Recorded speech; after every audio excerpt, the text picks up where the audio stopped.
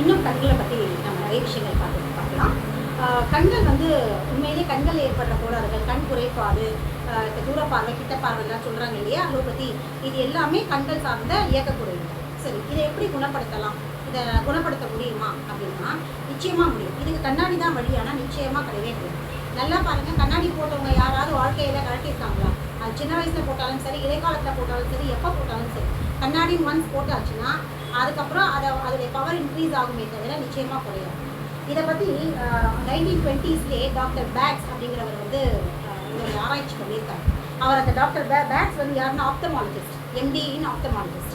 அவர் வந்து கண் பிரச்சனையை வந்து அப்போவே இந்த மாதிரி கண்ணாடி போடுற பிரச்சனையை பற்றி அவர் பெருசாக விமர்சனம் பண்ணியிருக்காரு. அவர் ஒரு புக்கு எழுதினார், இந்த கண் பார்வை குறைபாடை வந்து அலோபதி எப்படி வந்து ஹேண்டில் பண்ணி மக்களெல்லாம் வந்து கண்ணாடி போட வைக்கிறாங்க அப்படிங்கிறத பற்றி புக்கு எழுதினார். அதோடைய முதல் பக்கத்திலேயே ஒரு வாக்கியத்தை குறிப்பிட்டிருக்கார் பேக்ஸ். என்ன சொல்கிறாருன்னா, கண்ணாடியை போட வச்சு மனிதர்களோட கண்களை கெடுத்த குற்றத்திற்காக இவர்களை தவித்து விடாதீர்கள் கடவுளே, இந்த கண்ணாடியை கண்டுபிடித்தவரை மன்னித்து விடுங்கள் அப்படின்னு சொல்லிட்டு ரொம்ப பகிரங்கமாக ஒரு உண்மையை வந்து முதல் பேஜிலே எழுதியிருக்கார். அவருடைய கிளினிக்கில் வந்து கண்ணாடி எதுவுமே கிடையாது, இந்த கண்ணாடி டெஸ்ட் பண்ணுறது எதுவுமே கிடையாது. அவர் வந்து என்ன பண்ணுவார்னா, அவர்கிட்ட வர பேஷண்ட்ஸை, கண்ணு பார்வை குறைபாடுன்னு சொல்லி வர பேஷண்ட்ஸ்க்கு எக்ஸசைஸ் சொல்லி தருவாங்க. சின்ன சின்ன சிம்பிள் எக்ஸசைசஸ், அதாவது இந்த உள்ளங்கை இப்படி மூடி கண்களை இப்படி அழுத்தி வச்சுட்டு கொஞ்சம் நேரம் அமைதியாக இருக்கும்போது நம்ம கண்களில் என்ன ஆகுதுன்னா, அந்த மொத்த இயக்கமும் வந்து அமைதியாக இருக்கும் இல்லையா, அப்போ நம்மளோட கவனம் மொத்தமும் வந்து அந்த கண்கள் பார்வையில், அந்த கண்கள் மேலே வந்து படியும். அப்போ நம்மளோட கவனம், அந்த கான்சன்ட்ரேஷன் அந்த படியும் போது கண்களுடைய ஆற்றல் வந்து அதிகரிக்கும். அப்போ அந்த குறைபாடு இருக்கிற பார்வை வந்து இயல்புக்கு திரும்பும். இதுதான் நாங்கள் வந்து ஹீலிங் அப்படின்னு சொல்லுவோம். எங்கள் அக்குபஞ்சரில் வந்து ஃபோன் ஹீலிங் கொடுக்குறதுன்றது இதுதான். அதாவது ஃபோன் ஹீலிங் அப்படின்னா காதில் ஃபோன் வச்சுட்டு அந்த பாயிண்ட் இருக்குல்லையே, அந்த பாயிண்ட்டை சூஸ் பண்ணி எந்த பாயிண்ட் அவங்களுக்கு பிரச்சனை இருக்குன்னு சொல்கிறாங்களோ, என்ன தொந்தரவுகள் இருக்கோ அதுக்கான பாயிண்ட் நாங்கள் சூஸ் பண்ணி அந்த இடத்துல எங்கள் கவனத்தை வைக்கிறோம். ஸோ அங்கே வெறும் கவனம் அப்படிங்கிற ஒரு விஷயம் தான். இப்போ மனிதனோட கவனத்துக்கு ஆற்றல் அதிகம். இதை நம்மளே கூட நோயுற்ற காலங்களில் வந்து வயிறு வலியோ தலைவலியோ ஏதாவது ஒரு வலி இருக்கும்போது அமைதியாக படுத்துருந்து அந்த வலி இருக்கிற இடத்த நம்ம கவனிச்சோம்னா நம்மளுடைய உடம்புல இருக்கிற ஆற்றல், எதிர்ப்பு சக்தியோ அந்த இடத்த குறித்து அங்கே இருக்க பிரச்சனையை வேகமாக சரிக்கும். இதை தான் வந்து நோயுற்ற காலங்களில் பேஷண்ட் டிஸ்டர்ப் பண்ணக்கூடாது, ஓய்வு கொடுங்க அப்படின்னு சொல்லுவாங்க. இது அம்மா மாதிரியான நேரங்களில் கூட இந்த மாதிரி ஓய்வு வந்து அவங்க உடம்பு முழுமையாக குணப்படுத்துறதுக்கான ஒரு பெரிய விஷயம் என்னென்னா, அந்த கவனம், அந்த அமைதி, மனசை அமைதிப்படுத்தும் போது உடலோட இயக்கங்கள் மொத்தமும் எந்த வேலையும் செய்யாமல் ஒரே ஒரு விஷயத்தில் இயங்கும் பொழுது அவங்களுடைய பிரச்சனைகள் வந்து சரியாகும். இதெல்லாம் இந்த ஒரு விஷயத்தை தான் வந்து பேட்ஸ் ஃபாலோ பண்ணாங்க. அவருடைய சின்ன சின்ன எக்ஸசைசஸ் வழியாக வந்து தன்னுடைய பேஷண்ட்ஸோடைய கண் பார்வை பிரச்சனைகளை வந்து சரிப்படுத்தினாங்க.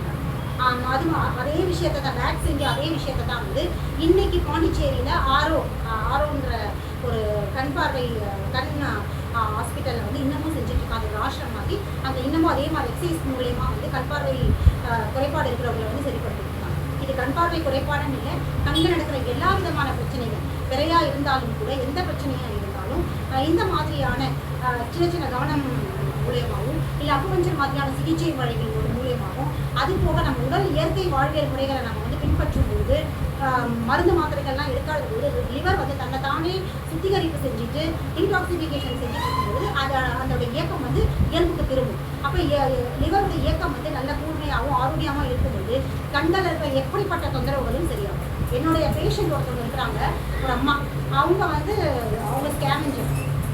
அவங்க வந்து கண்கள் கிட்ட ட்ரீட்மெண்ட்டுக்கு வரதுக்கு முன்னாடி கண்கள் அதிகமான மாத்திரைகள், அதாவது எங்கே போய் மாத்திரை வாங்கினாங்கன்னு பார்த்தீங்கன்னா மெடிக்கல் ஷாப்பில். ஏதாவது உடம்பு முடியலன்னா டாக்டர் கிட்ட போனால் ஒரு ஃபீஸ் தரணும் அப்படின்றதுக்காக டாக்டர் கிட்ட போனால் அங்கேயும் தான் விஷம் கொடுப்பாங்க.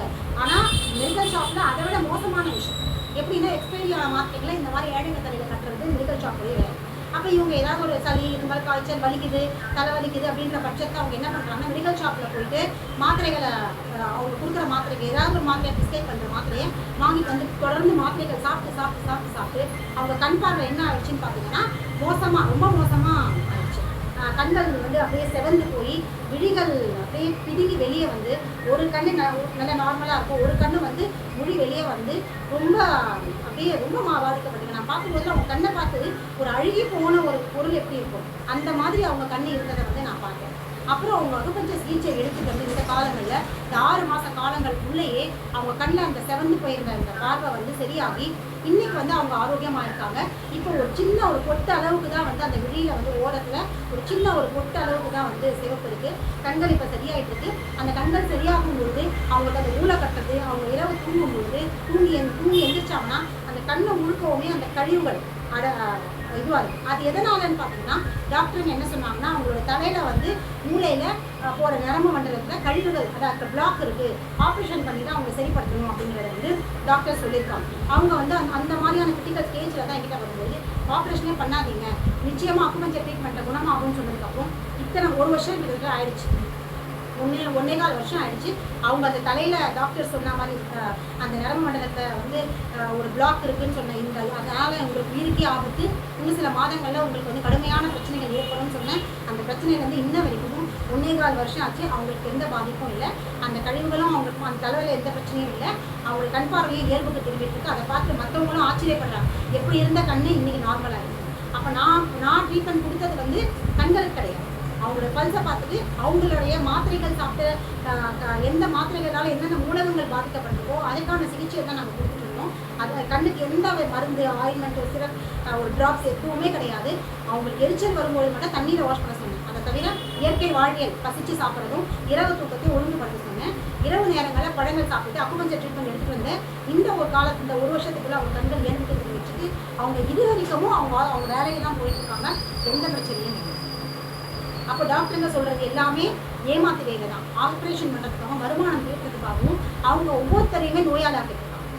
இதான் நடந்துகிட்டு இருக்கு. இப்போவுமே கூட ஒரு சமீபமாக எனக்கு ஒரு விஷயம் என்னுடைய கவனத்துக்கு வந்தது. ஸ்டான்லி ஹாஸ்பிட்டல் பக்கத்தில் அப்போலோ கிரீன்ஸ் ஹாஸ்பிட்டலில் கார்டியாக் சர்ஜனில் கார்டியாக் ஸ்பெஷலிஸ்ட்னு சொல்கிறது தவறான வார்த்தைகள், ஆனால் அவங்க அப்படி தான் பிரயோகிச்சுட்டு இருக்காங்க அலோபதி டாக்டர். அந்த கார்டியாக் ஸ்பெஷலிஸ்ட் ஒரு 27 வயது டாக்டர், அவருக்கு வந்து நெஞ்சு எரிச்சல் அப்படின்னு சொல்லிட்டு எமர்ஜென்சிக்காக ஸ்டான்லி ஹாஸ்பிட்டல் வந்திருக்காங்க. சரி, ஒரு டாக்டர் அப்போலோ ஹாஸ்பிட்டலோட டாக்டரே வந்து ட்ரீட்மெண்ட் வந்திருக்காருமே, அங்கே இருக்க டீன்லேருந்து பெரிய டாக்டர்ஸ் எல்லாரும் வந்திருக்காங்க. என்ன நெஞ்சு எரிச்சல்னு சொல்லி அவருக்கு வந்து உடனே ட்ரீட்மெண்ட் கொடுக்கும்போது கிரிட்டிக்கல் அப்படின்னு சொல்லி வெளியில் இருக்கிற பேரண்ட்ஸ்க்கு இன்ஃபார்ம் பண்ணிருக்காங்க. ஐசியூவில் எடுத்துகிட்டே போட்டிருக்காங்க. 1 மணி நேரத்துக்குள்ளே அந்த மருத்துவர் வந்து இறந்துட்டார். 27 வயசாகுது. வெறும் நெஞ்சு எரிச்சல் அப்படின்னு சொல்லிட்டு போனவர் தான் 1 மணி நேரத்துக்குள்ளே கொடுத்த சிகிச்சை இல்லையா, இல்லை ஏற்கனவே அவர் அதிகமான மாத்திரை மருந்துனால அவருடைய இருதய பகுதிகளில் பாதிப்பு ஏற்பட்டதா என்னன்னு தெரியல. ஆனால் 1 மணி நேரத்துக்குள்ளே அவர் இறந்துட்டார். ஸ்டான்லி ஹாஸ்பிட்டலில் இப்போ நடந்த சமீபமாக நடந்தது. அது இல்லாமல் மனோஜ் அப்படின்னு சொல்லிட்டு சென்னை கொண்டித்தோ பகுதியில் ஒருத்தர் இருக்கார். அவரும் இதே நெஞ்சு எரிச்சல் அப்படின்னு சொல்லி டாக்டர் கிட்ட போயிருக்காரு. அவரும் நெஞ்சு எரிச்சலுக்காக மெடிசன்ஸ் எடுத்திருக்காரு. எதனால் இறந்தாருன்னு தெரியல. அவரும் வந்து மாரடைப்புன்னு சொல்லி இறந்துட்டார்.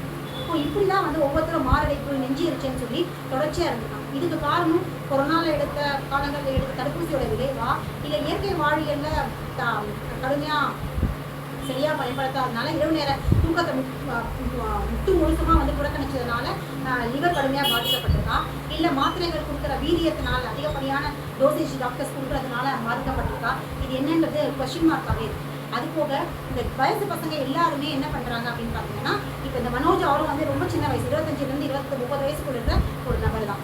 இந்த பசங்கள்லாம் என்ன பண்ணுறாங்கன்னா இயற்கை வாழ்வில் கடைப்பிடிக்கிறதுல நைட்டில் தூங்குறதில்லை. அது போக பாடி பில்டிங் சொல்லிட்டு என்ன பண்ணுறாங்கன்னா பெரிய ஃபிட்னஸ் சென்டர் போகிறாங்க. அங்கே வந்து வெயிட் லிஃப்டிங் கொடுத்து அந்த தட்டு வரணும், அந்த பேக்ஸ் வரணும்னு சொல்லிட்டு எக்ஸசைஸ் பண்ணுறாங்க. அங்கே வந்து பவுடர் மாதிரி ஸ்டெராய்டா பொருட்களை வந்து மருந்துகளை வந்து அவங்களுக்கு கொடுக்குறாங்க. அதாவது உடனே வந்து அவங்களுக்கு வந்து பாடியில் வந்து சேஞ்சஸ் வரணும் அப்படின்னு சொல்லிட்டு அந்த மாதிரி கொடுக்குறாங்க. முதல்ல நல்லா ஃபிட்டாகி வர பாடி டக்குன்னு வந்து அவருக்கு வந்து எனக்கு தெரிஞ்ச ஒரு நபர் டக்குன்னு வந்து அவருடைய பாடி வந்து மெலிஞ்சு போச்சு. கட்டோட வந்தவர் சீக்கிரத்தை மெலிஞ்சு அவரும் வந்து இப்போ சமீபமாக ஹார்ட்டில் ப்ராப்ளம் இருக்குன்னு இறந்துட்டார். ஸோ இப்படி கடுமையான மாத்திரைகளையும் மருந்துகளையும் கொடுத்து மக்கள் கூட்டத்தையே இந்த வரப்போகிற எதிர்கால தலைமுறையவே அழிச்சிட்டு இருக்கு இந்த அலோபதி மருத்துவம். ஆனால் மக்கள் இன்னைக்கும் அதை தான் நம்பிட்டு இருக்காங்க. இன்னமும் வந்து அந்த பின்னாடி தான் போகிறாங்க. ஒரு மருத்துவர் சொல்கிறாராம், என்கிட்ட வர பேஷண்ட் ஒரு பையன், ஒரு 25 வயசு பையன் டாக்டர்கிட்ட எமர்ஜென்சின்னு சொல்லிட்டு அந்த ஆரம்ப கட்டத்தில் ட்ரீட்மெண்ட் எடுத்துகிட்டு இருந்தார். ஒரு 2-3 ட்ரீட்மெண்ட். அதில் திடீர்னு அவருடைய கழிவுகள் வெளியேறுது. மூக்கிலேருந்து ரத்தம் வந்தவொடனே ரத்தம் சொல்கிறோமே, அது ரத்தம் இல்லை, கழிவு. ஆனால் அப்போ அவருக்கு அந்த புரிதல் இல்லை. டக்குன்னு போய் ஹாஸ்பிட்டல் போயிருக்காரு. அங்கே போயிட்டு என்ன பிரச்சனை, மூக்கில் வந்து ரத்தம் வந்துச்சு அப்படின்னு சொல்லியிருக்காரு. உடனே அவர் வந்து ஏதோ அவர்கிட்ட பேசிட்டு இருக்கும்போது நான் அக்குபஞ்சர் ட்ரீட்மெண்ட் எடுத்தேன்னு சொல்லிட்டு இந்த தம்பி சொல்லுவோம். உடனே அவர் வந்து அக்குபஞ்சரை இன்னுமா நம்புறீங்க, நீங்கள் படித்தவர் தானே, அந்த மாதிரியான மரபொழி மருத்துவங்களாம் ஏன் நம்புறீங்கன்னு சொல்லி கடுமையான வார்த்தைகளில் வந்து மரபொழி மருத்துவங்களை சாப்பிடுறாங்க. அப்போ மருத்துவர்கள் வந்து எப்படியான மனநிலையில் இருக்காங்க, இவங்க கொடுக்குற மருந்துகள்னால தான் இன்னைக்கு இப்படியான தொந்தரவுகள் ஏற்பட்டிருக்கு அப்படிங்கிற உண்மையை வந்து மறந்துட்டு இன்னைக்கு மரபொழி மருத்துவங்களை குற்றம் சொல்லிட்டு இருக்காங்க. அதுக்கப்புறம் அவருக்கு வந்து அவர் கொடுத்த மெடிசனில் பழைய சைட் எஃபெக்ட்ஸ் வந்ததுக்கப்புறம் திரும்பவும் அதை தூக்கி போட்டு கிட்டத்தட்ட 4 வருஷமாக 2020 இன்ன வரைக்கும் அக்குபஞ்சர் ஆரோக்கியமாக இருக்காரு, எந்த பிரச்சனையும் இல்லை. அவருடைய ஃப்ரெண்ட்ஸ் எல்லாருமே இந்த மாதிரி நெஞ்சு எரிச்சல்லையும் இந்த மாதிரியான தொந்தரவுகள், நான் இப்போ சொன்னேன் இல்லையா, ஸ்டீராய்டில் அவர் இறந்துட்டாருன்னு சொல்லிட்டு அவர் இன்னொரு தடவையும் அவர் சொன்னார், அவருடைய ஃப்ரெண்டு ஸ்ரீனிவாசன் சொல்லிட்டு. இதே மாதிரி தான் வந்து பாடி பில்டிங் போனவர், அதே மாதிரி அதிகமாக எல்லாத்துக்குமே மெடிசின் சாப்பிட்டு இருந்தவர். உடைய லிவர் பார்த்தீங்கன்னா ரொம்ப மோசமாக, அந்த லிவரே வந்து வீங்கி போய் கடுமையாக பாதிச்சிருக்கு. அவர் ஒரு பக்கம் ஆயுர்வேத மருந்தும் ஒரு பக்கம் வந்து அலோபதி மருந்து ரெண்டுத்தையும் சேர்த்து எடுத்து இன்றைக்கி லிவரை டேமேஜ் பண்ணிட்டு நெஞ்சு ஹார்ட்லேயும் இப்போ ப்ராப்ளம் வந்து என்ன வயசு இருக்கும், 30 வயசுக்குள்ளே இருக்கிறவருக்கு இப்போ ஹார்ட்டில் ப்ராப்ளம் வந்து ஹார்ட் ஆப்ரேஷன் பண்ணணும்னு சொல்லி டாக்டர் சஜஸ்ட் பண்ணியிருக்காங்க.